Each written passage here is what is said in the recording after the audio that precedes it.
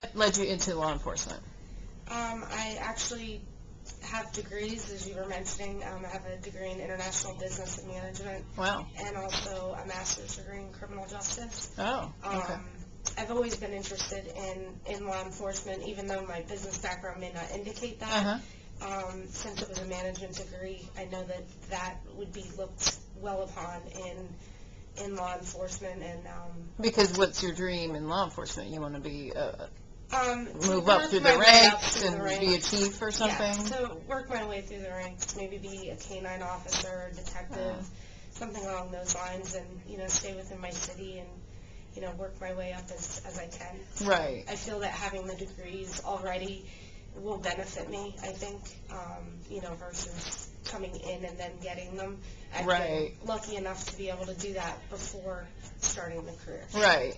And so you had been looking at this line of work since you got out of high school, basically? Yes. I actually had my family, I'm a third-generation law enforcement person. My grandfather was a detective in New York City.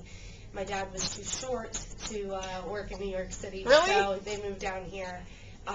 He started as a service aide for the city of Hollywood and then went on to work for the city of Pompano as a police officer for about 17 years. Oh, wow. So it's something that I feel is in my blood in a way. And it's something I've always been interested in. And so you'll graduate in November, and then you'll go through training and that sort of thing. The FTO program, the Field Training Officer program, where we are with other officers in our own city, driving around through different stages of that program. It's a 4-stage process. Okay. And, have you, when you're just out living your regular life, I mean, what do people think about that choice to become an officer, and do people ask you about, the opportunities, or are people thinking about, following what you're doing? I think some people that are close to me are considering it and thinking of it. A lot of people are behind me, supporting me, friends from my old job and things like that. Because I was in a professional position before going into law enforcement. I wasn't a lifetime student or anything. I've been working since.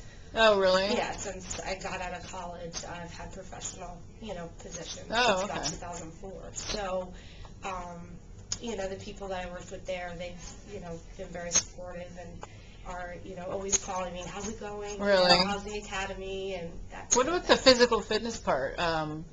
It sounded like it was pretty tough. It was the initial, the test that they run every Monday, I believe it is. They run a written test and then also a physical test and a swim test here at the academy. And I had to take the actual physical obstacle course a few times before I passed it. I'm a former athlete, but I don't have a lot of upper body strength. And what sport did you do? I was a soccer player. Oh, really? Yeah, that's how I put myself through college. Oh, okay. Because, Nicole was saying you have to, scale a 6-foot wall, and if you're not very tall. You don't have to. For the initial part, you don't have to. You can touch it, run up, run back, and touch it.